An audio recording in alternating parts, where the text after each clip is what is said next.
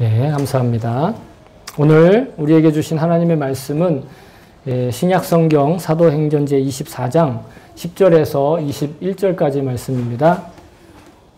신약성경 사도행전 제24장 10절에서 21절까지 말씀, 찾으신 분들은 본인의 성경을 들고 자리에서 일어서 주시고요.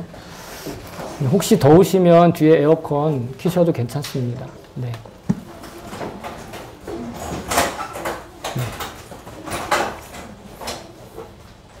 아마 그냥 바로 위에 있는 버튼을 누르시면 되지 싶은데,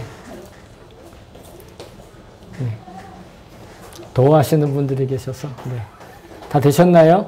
자, 그러면 우리 조금 긴 본문인데 같이 우리 목소리 맞춰서 같이 읽도록 하겠습니다. 시작. 그때의 총독이 바울에게 말하라고 머리를 끄덕이니 바울이 대답하였다. 총독님께서 여러 해 동안 이 나라의 재판장으로 계신 것을 내가 알고 있습니다. 그러므로 나는 기쁜 마음으로 내가 한 일을 변호하겠습니다. 내가 예루살렘에 예배하러 올라간 지 열 이틀밖에 되지 않았다는 것은 총독님께서도 곧 아실 수 있습니다. 그리고 나를 고발한 사람들은 내가 성전에서나 회당에서나 성내에서 누구와 논쟁을 하거나 군중을 선동해서 모으거나 하는 것을 보지 못하였습니다. 지금 그들은 내가 한 일을 들어서 고발하고 있지만 총독님께 아무 증거도 제시할 수 없습니다. 그러나 나는 총독님께 이 사실을 고백합니다. 이것은 내가 그들이 이단이라고 하는 그 도를 따라 우리 조상의 하나님을 섬기고 율법과 예언서에 기록되어 있는 모든 것을 믿는다는 사실입니다.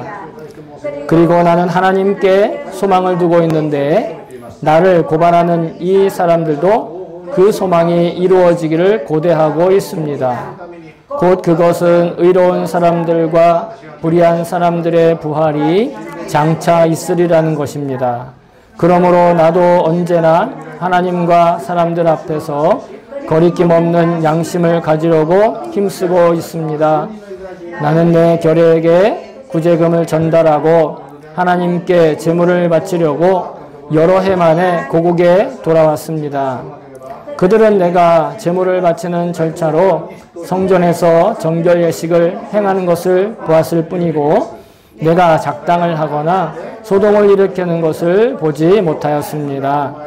그 자리에는 아시아에서 온 몇몇 유대 사람이 있었는데 내가 한 일을 들어 고발할 것이 있으면 그 사람들이 총독님 앞에 나타나서 고발했어야 마땅할 것입니다. 그렇지 않으면 내가 이 앞에 끌려가 섰을 때에 이 사람들이 내게서 무슨 잘못을 찾아냈는지 그것을 말하라고 해보십시오. 다만 나는 그들 가운데 서서 말하기를 오늘 내가 여러분에게 재판을 받고 있는 것은 죽은 사람들의 부활과 관련된 문제 때문입니다. 하는 이 한마디 말을 부르짖었을 뿐입니다. 아멘. 주의 말씀입니다. 모두 자리에 앉아주시기 바랍니다.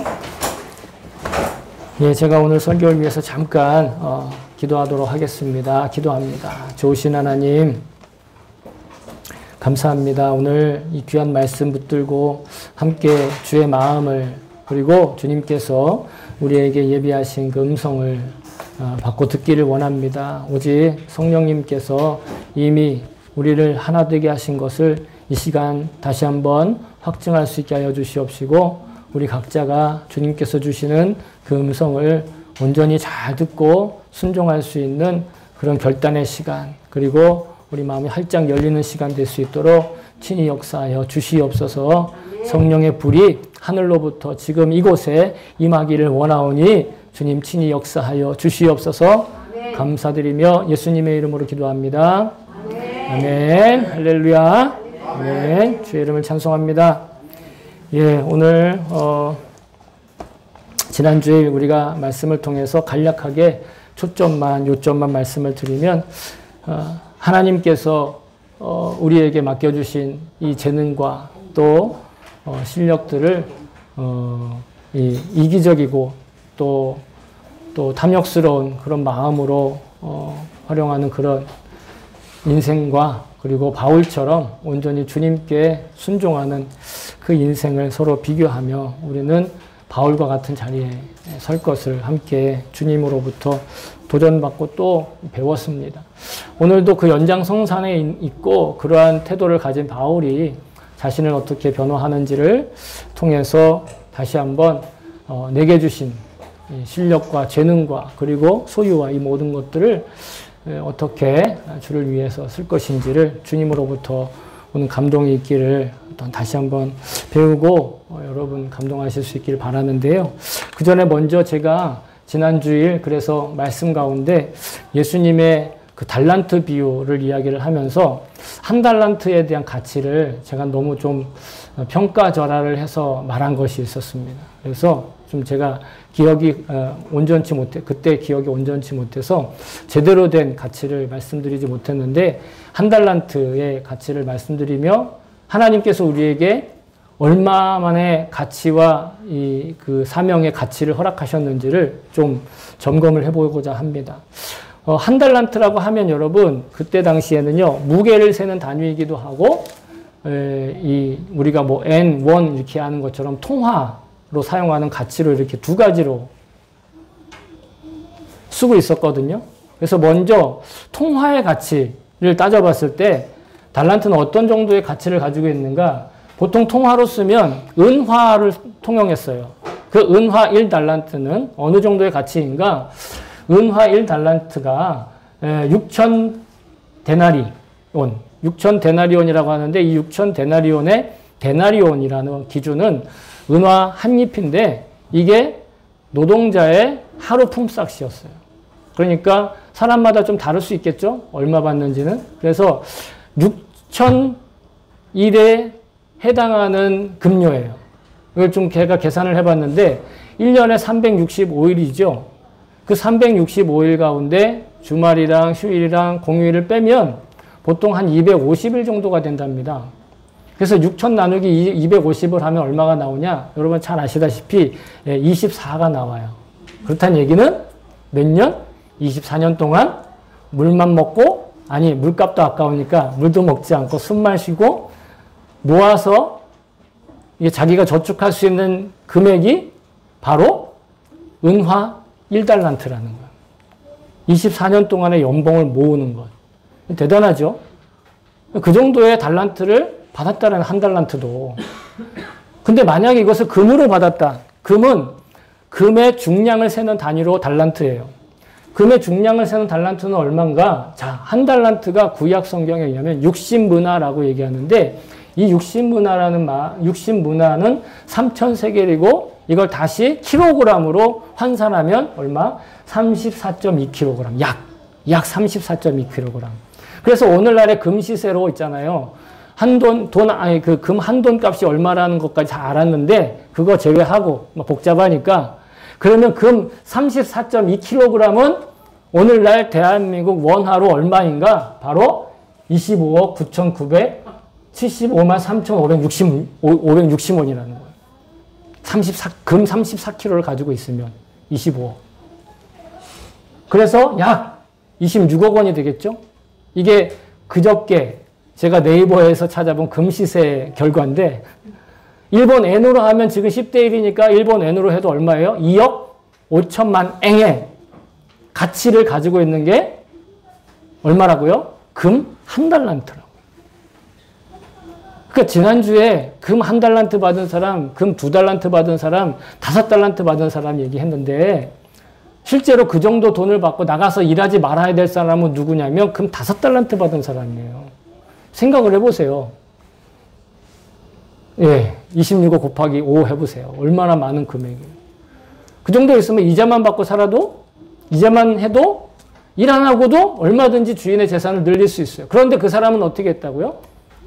주인의 마음을 알고 나가서 일해서 다시 또 금 5달란트를 아니면 은화 5달란트를 더 모았다라는 거예요. 그런데 한 달란트 받은 사람은 어땠다?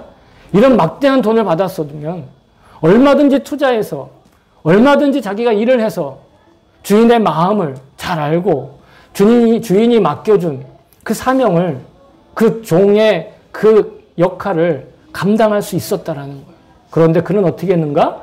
이 돈이 자기 돈이 아니고 이렇게 해서 벌어도 자기 돈이 아닐 거라는 그 자기중심적이고 이기적인 생각 때문에 그냥 땅속에다가 어떻게 했다?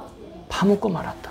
여러분의 재능을, 여러분의 실력을, 여러분의 소유를 만약 내 마음대로, 내 이기적인 대로, 내 유익을 위해서만 쓰면 그건 곧 땅에다 1달란트 이상의 돈을 갖다가 파묻는 거와 다를 바가 없다. 그러니 그것이 얼마나 이기적이며 얼마나 우상숭배하는 일인가. 바로 그래서 지난주에 말한 그 더둘러라고 하는 언변가, 웅변가, 얼마나 하나님이 주신 재능이 있어요. 근데 그 재능을 자기만을 위해서, 자기의 어떤 송사의 승리를 위해서 그냥 땅에 1달란트를 묻어버리는 것 같은 그런 어리석은 짓을 했다라는 거죠. 그런 더둘러의 길이 아니라 그런 1달란트든 2달란트든 5달란트든 하나님의 마음을 알고 하나님의 마음에 합당하게 자기에게 주신 실력, 재능, 그리고 사명 이런 것들을 온전히 잘 감당하셨으면 좋겠습니다. 그런 의미에서 제가 지난주에 제가 그렇게 하고 넘어가면 1달란트의 가치가 너무 이렇게 가볍게 여러분들이 인식될 것 같아요. 다시 한번 여러분 짚어드리니까 꼭 기억하시길 바라고요. 자, 오늘 본문을 읽어봤는데 좀 굉장히 긴 내용이라서 이게 지금 무슨 말을 하는 거지? 어떤 뜻이 있는 거야? 이렇게 생각하실 거예요. 간단하게 얘기하면 지난주에 더둘로라는 변호인이지만 웅변가가 바울을 거짓으로 고소했잖아요. 아나니아와 함께. 그거에 대한 바울의 변명 혹은 자기 변호. 바울은 지금 변호인이 따로 없고 자기가 자신을 변호하고 있어요. 그래서 이 내용을 세 파트로 나누어서 간략하게 정리를 해드리면 11절부터 13절까지는 무슨 내용이냐면 자기가 예루살렘에 올라가서 아무런 소동도 어떠한 그 사람들의 선동도 일으키지 않았고 아무런 일이 없었다. 그것을 이야기하고 있고요. 사실이지요. 그리고 14절부터 16절까지는 그들이 나에게 시비를 거는 그 신념과 믿음도 사실은 그들도 같은 믿음을 가지고 있다라고 이야기를 합니다. 마찬가지로 이것도 사실이죠. 팩트죠. 또 17절부터 20절까지는 그러므로 나를 고발하는 이들의 모든 이야기들은 거짓이며 날조되고 또 조작된 것이다. 이렇게 간단하게 이야기를 하고 있어요. 이런 변론의 내용을 그냥 가볍게 그냥 상식적으로 이렇게 보면 그냥 자기의 억울한 처지를 그냥 논리적으로 아주 그냥 잘 설명하고 있구나 이렇게 느껴지기 십상입니다. 그래서 바울의 입장에서는 충분히 이해가 되고 우리도 바울이 말하는 게 그 더둘러라고 하는 웅변가가 말한 것보다는 훨씬 더 납득이 되지 않습니까? 그래서 이 말씀을 준비를 하는데 상당히 좀 물론 매 주일 말씀을 준비하면서 어렵지 않은 적이 없죠. 항상 어렵다고 고백을 드리는데 특히나 더 어려웠습니다. 왜냐하면 이 긴 내용을 가지고 우리가 뭘 새로운 지식을 아니면 어떤 성경적인 그런 어떤 배울 것이 있을까 하다못해 야 바울이 이렇게 논리적으로 말을 잘했으니 우리 성도들도 논리적인 능력을 키워서 그래서 이제 믿지 않는 사람들과 논쟁할 때 승리하라 뭐 이런 뜻인가? 뭐 이런 걸 이야기를 할까? 아니면 뭐 억울할 땐 적극적으로 논리적으로 반박해라 뭐 이렇게 나눠야 될까? 고민을 하다가 계속해서 그런 의문을 가지고 반복을 하면서 읽다가 주님이 주신 두 가지, 주님이 주셨다고 저는 생각을 하는데 두 가지 특징을 발견을 하게 됐습니다. 그것은 뭐냐면 첫 번째, 바울은 자신을 변호함에 있어서 상대의 약점을 들추지 않았다라는 거예요. 그냥 있는 팩트를 그저 얘기했을 뿐 상대방이 이런 잘못과 저런 잘못과 이들의 오류는 이렇다, 더둘러가 말하는 것의 오류는 이렇다라는 이야기를 하지 않았어요. 두 번째는 또 뭐냐면 이 재판에 절대적인 권력을 가진 사람이 누구예요? 총독이잖아요. 그러면 그 총독에게 어떻게든 자신의 처지를 호소하고 잘 보이고 그 사람의 마음을 얻어서 이 위기를 모면하기 위한 그런 말을 하지 않았다라는 거예요. 두 가지 특징을 제가 읽다가 마음에 와 닿았는데, 먼저는 첫 번째 특징, 바울은 상대방과 논쟁을 벌이면서 그 상대방 논쟁하는 논리에 어떤 약점을 들추지 않았다라는 거예요. 근데 보통 우리가 누군가와 논쟁할 때 가장 많이 써먹는 방법이 뭐예요? 상대가 말한 논리에 약점을 들추어내서 이런 논리가 잘못되었으므로 당신의 말하는 것은 거짓이다. 혹은 상대의 감정을 이렇게 막 기분이 막 나쁘게 해서 평정심을 흔들어서 그 사람이 말을 논리적으로 못하게 한다든가, 이게 하는 것이 오래된 이 논쟁의 노하우 중에 하나입니다. 우리 일상에서도 자주 보는데요. 특히 저희 집에 아이들이 좀 평균 가정보다는 많은 편이에요. 그러다 보니까 막 싸울 때가 많아요. 그러다 보면 부모가 중재를 해야 됩니다. 그래서 가가지고 이렇게 한쪽 다툼이 일어나고 싸우고 말싸움을 하거나 아니면 뭐 이렇게 분위기가 안 좋으면 가서 한 사람씩 이야기를 들어보잖아요. 그럼 공통된 얘기가 뭔지 아세요? 제가 잘못했다고. 그 얘기를 먼저 해요. 근데 여러분 곰곰이 생각해 보세요. 여러분들도 마찬가지 아니에요? 누군가 다툼이 일어났을 때, 누군가와 어떤 논쟁이 벌어졌을 때, 난 잘못이 없는데 저 인간이 그렇게 생각하니까 그게 문제라고. 저 인간이 나를 속이려고 하는 게 문제라고. 그렇게 말하지 않습니까? 성경은 우리에게 이런 가르침을 주시는데 뭐라고 얘기하시냐면, 송사에서는 먼저 온 사람의 말이 바른 것 같으나 그의 상대자가 와서 밝히느니라, 이렇게 얘기를 해요. 무슨 뜻이냐면, 누군가와 어떤 분쟁이 일어나고 논쟁이 일어나고 언쟁이 일어났을 땐 처음에 자신의 말을 해서 상대방이 틀렸다라고 말하는 사람의 그 말이 맞는 것 같지만 그것이 안 맞을 수 있다라는 거예요.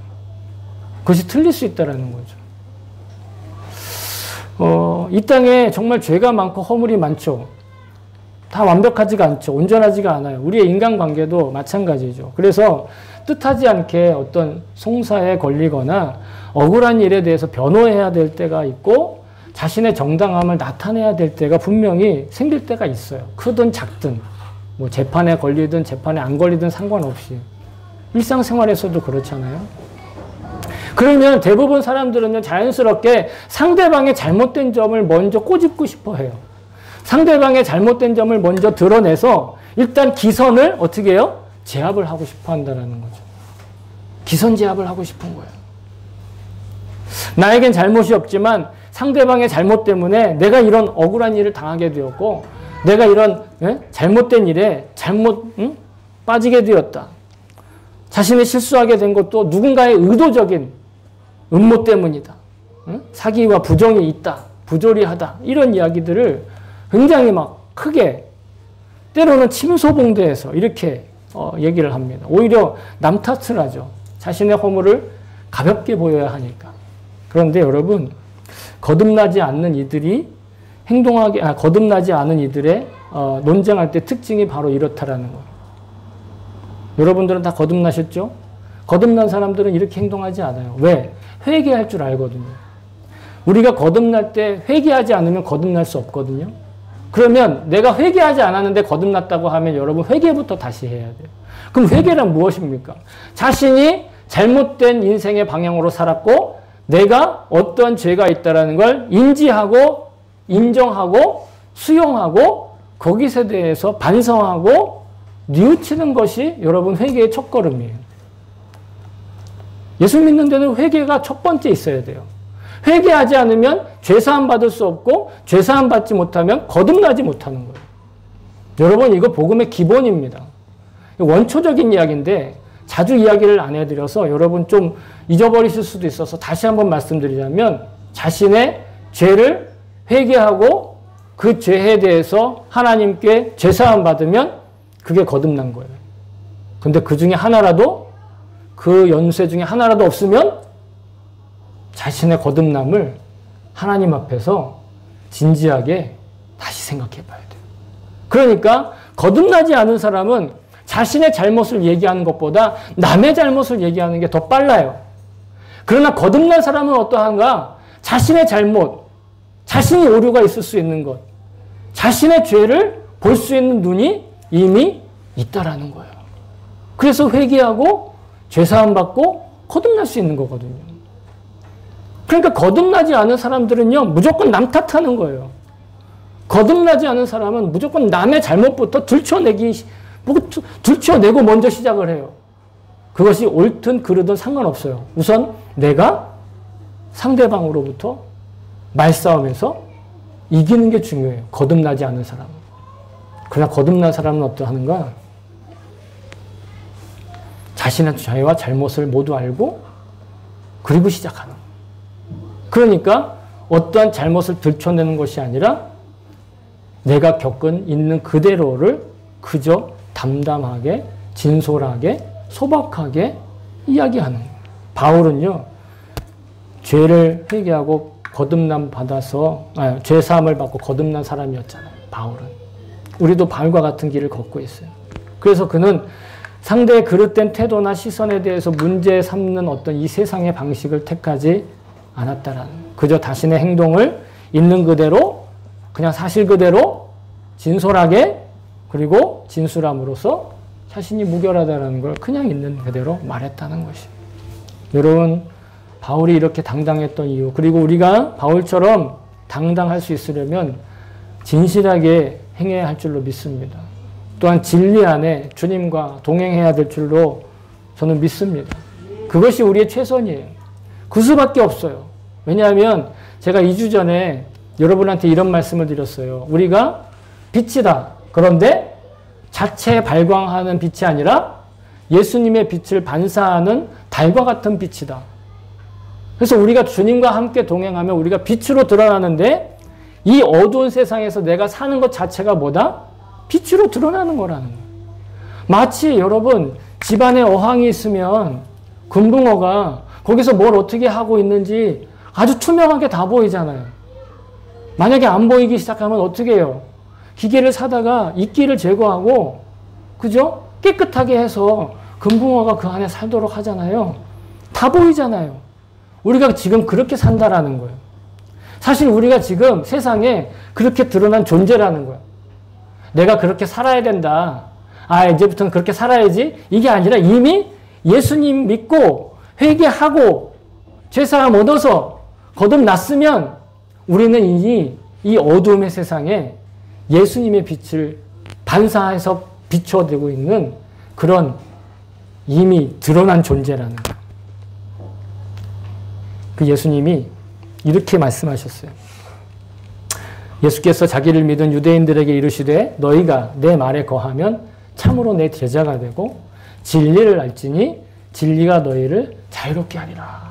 예수님의 제자는요, 진리로 인해 자유한 사람이라는 거예요. 근데 여러분 이 말이 딱 떼서 요 구절만 가지고 진리 안에 자유한다. 그러니까 예수님 믿으면 이것도 해도 되고 저것도 해도 되고 그냥 아무렇게나 그냥 막 살아도 되고 그래도 그냥 하나님이 다 용서하시고 그냥 괜찮아. 이렇게 오해를 하는데 이게 진짜 의미는 뭐냐면 진리이신 예수님과 동행하면 우리의 행동이 그 진리의 반대편에 있는 죄와 허물의 그 감옥으로부터 벗어나고 자유한다라는 얘기예요. 죄와 허물로부터 자유한다라는 얘기지 그냥 내 멋대로 내 마음대로 사는 그런 자유를 예수님의 제자들이 누린다. 그게 아니라는 거예요. 아울러서 오늘 말씀과 연결해서 생각을 해보면 자신의 남 탓하고 단점을 고발해서 자신을 정당화하려는 그 유혹에서 얼마든지 자유롭게 된다는 거예요.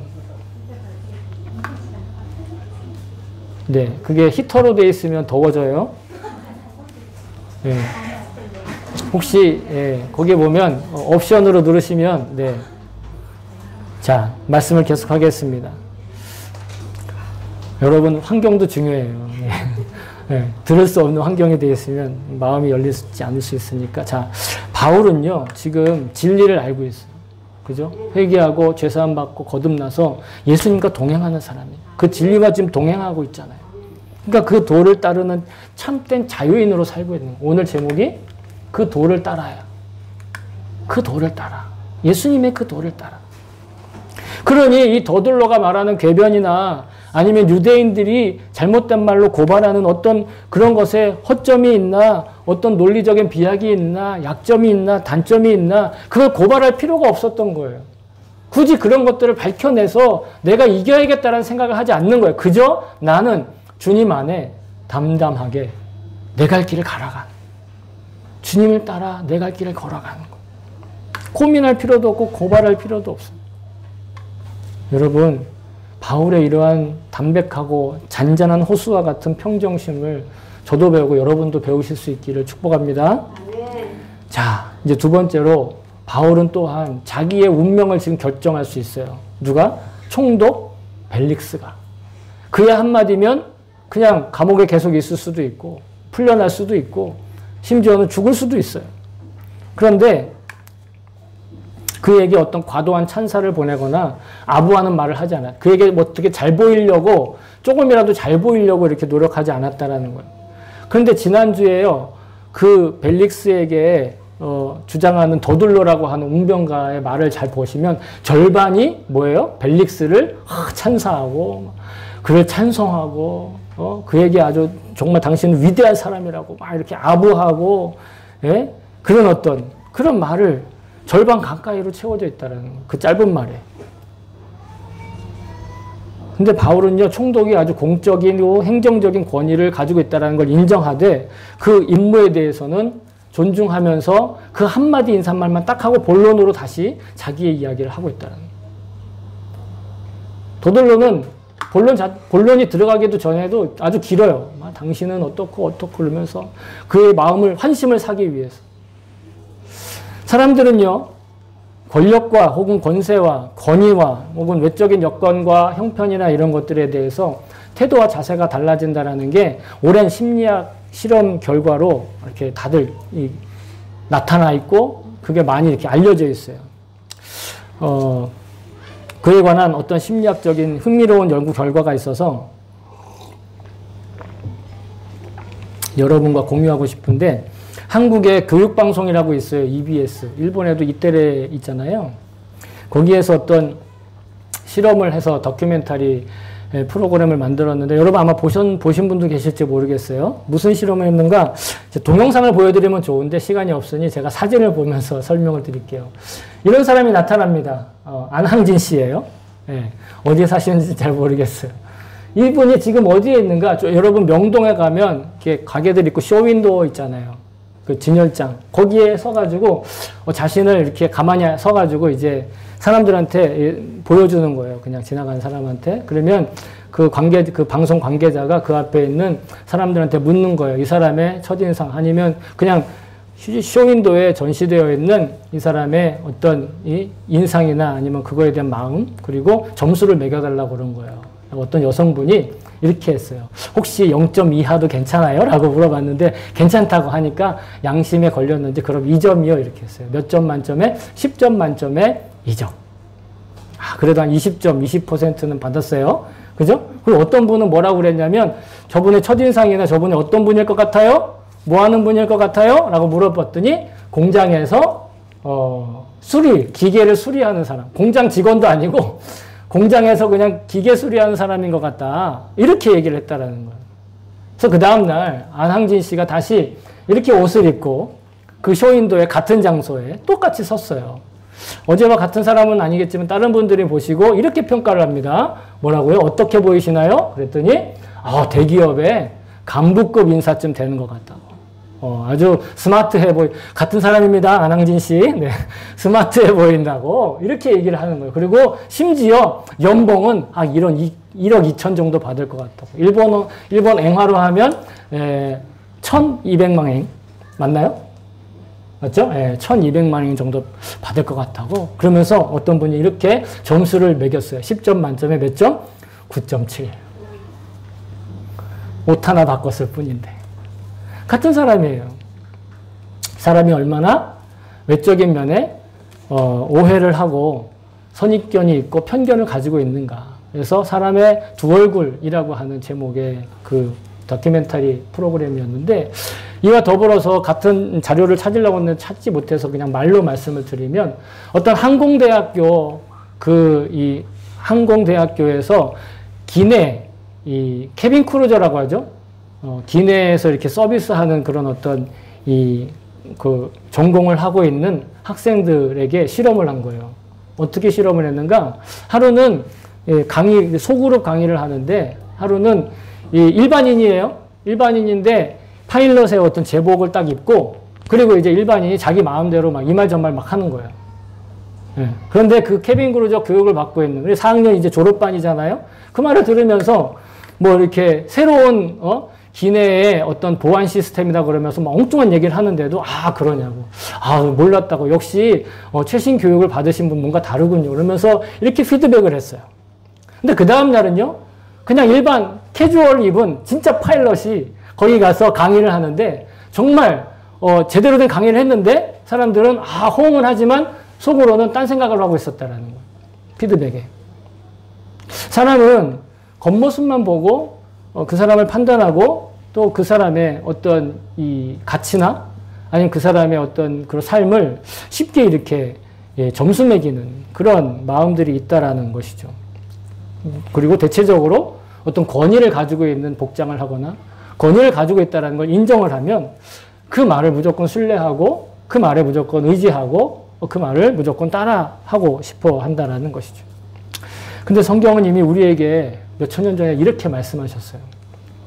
여호와께서 사무엘에게 이르시되 그의 용모와 키를 보지 말라. 내가 보는 것은 사람과 같지 아니하니 사람은 외모를 보거니와 나 여호와는 중심을 보느니라 하시더라.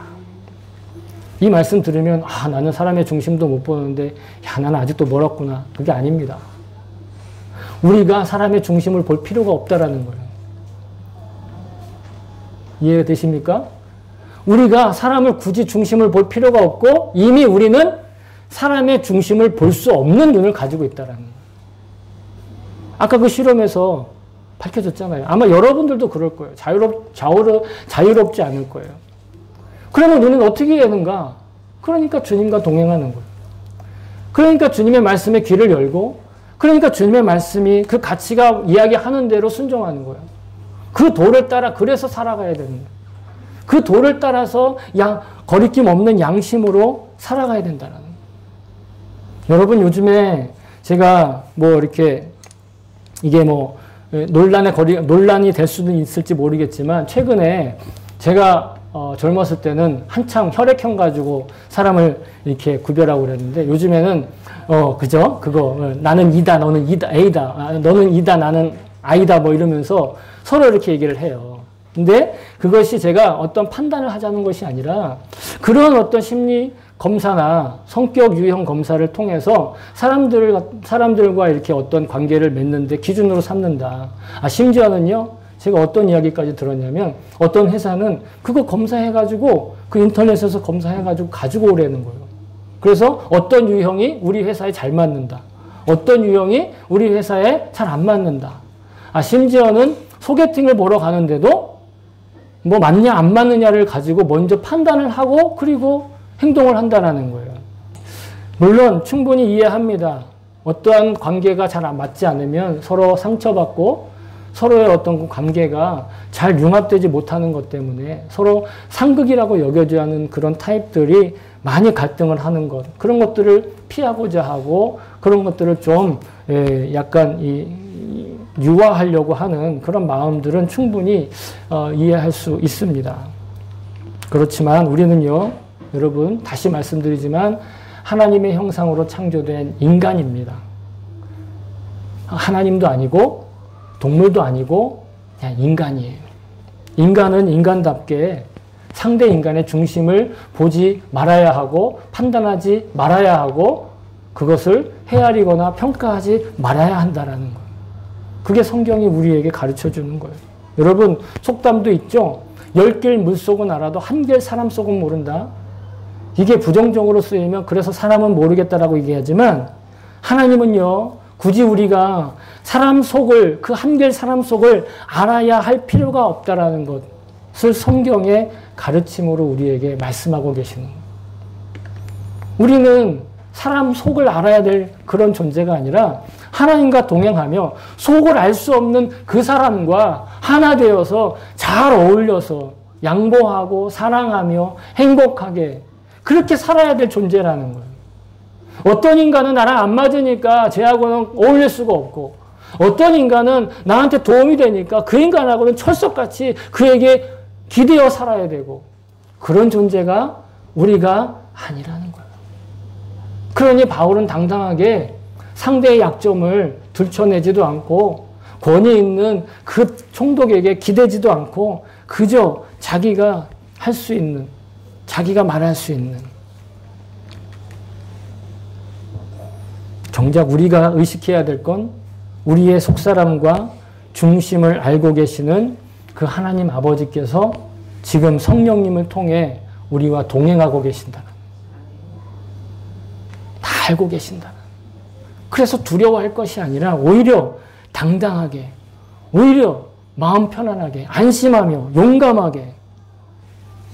바울이 그렇게 살 수 있는 이유에 대해서 오늘 16절은 뭐라고 자기가 고백을 하냐면 언제나 하나님과 사람 앞에서 거리낌 없는 양심을 가지려고 힘썼다라는 거예요. 이게 벨릭스에게 말하는 말이라서 거리낌 없는 양심이라고 했지만 실은 진리이신 예수님과 함께 동행하는 거예요. 진리이신 예수님께서 지금 동행하고 계신다는 걸 내 양심의 투명한 양심으로 살아가는 거예요. 거리낄 것이 없이. 여러분, 주님은요, 우리가 세상에 주눅들어 살길 원하지 않으세요. 그렇다고 해서 세상에서 나를 감추고 사는 것도 원하지 않으세요.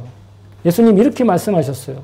이것을 너희에게 이르는 것은 너희로 내 안에서 평안을 누리게 하려 함이라. 세상에서 너희가 환난을 당하나 담대하라. 담대하라. 담대하라. 내가 세상을 이기었노라. 지금 우리 안에 성령님께서 성령님으로 함께 하시는 예수님이 세상을 이기셨다는. 예수님께서는요, 우리가 주님 안에 평안을 누리며 당당하게 부끄러움 없이 살기를 원하십니다. 어떻게든 상대를 끌어내려서 내가 세워져야겠다라든가 아니면 어떻게든 권력자에게 기대어서 내가 뭔가를 이루어 보겠다라든가 그런 마음이 아니라 나 스스로 나 자신으로 예수님과 동행하는 나 스스로의 그 아름다움을 그 행복함을 붙들고 살아가는 그 용기를 가지고 살아가는 저와 여러분 되시면 정말 좋겠습니다. 사랑하는 성도 여러분, 바울은 자신을 고발하는 이들의 논리적인 허점이나 약점을 드러내기 위해 총독을 설득하지 않았습니다. 그렇다고 총독의 환심을 사기 위해 마음에도 없는 말을 지어내거나 아부하지도 않았습니다.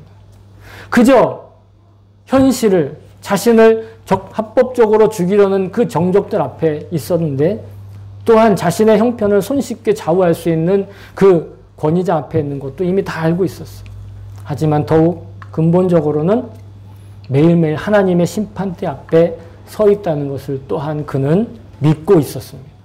무엇보다 부활하신 예수님과 그 말씀과 동행하며 자기 안에 성령께서 임재하고 있다는 것, 그것 또한 확신하고 있었습니다. 그러니까 그는 당당할 수 있었죠. 그렇게 침착할 수 있었던 것입니다. 그렇게 경건하게 담대하게 자신의 무죄함을 그저 있는 그대로 진술할 수 있었던 것입니다. 여러분, 우리도 바울처럼 당당할 수 있습니다. 우리도 바울처럼 투명한 양심으로 거리낌 없는 양심으로 세상의 빛과 소금으로 얼마든지 살 수 있습니다. 우리도 바울처럼 주님 바라보고 경건하고 올바르게 살아갈 수 있어요. 여러분, 그렇게 사는 것이 사람다운 참 사람의 모습이며 아름답고 행복한 일상인 것을 저는 믿습니다. 여러분이 진정으로 행복하길 저는 갈망합니다. 또한 여러분이 진정으로 사랑이 풍성한 사람들이 되기를 정말 열망합니다. 그리고 여러분들이 사람답게 늘 기쁨을 누리며 살 수 있기도 저는 매일매일 기도하며 소망합니다. 저와 여러분이 바울처럼 믿음의 선배들처럼 지금 나와 동행하시는 주님을 바라보며 늘 성령 충만한 일상을 살아갈 수 있기를 다시 한번 마음을 모아 주님의 이름으로 여러분을 축복합니다. 아멘.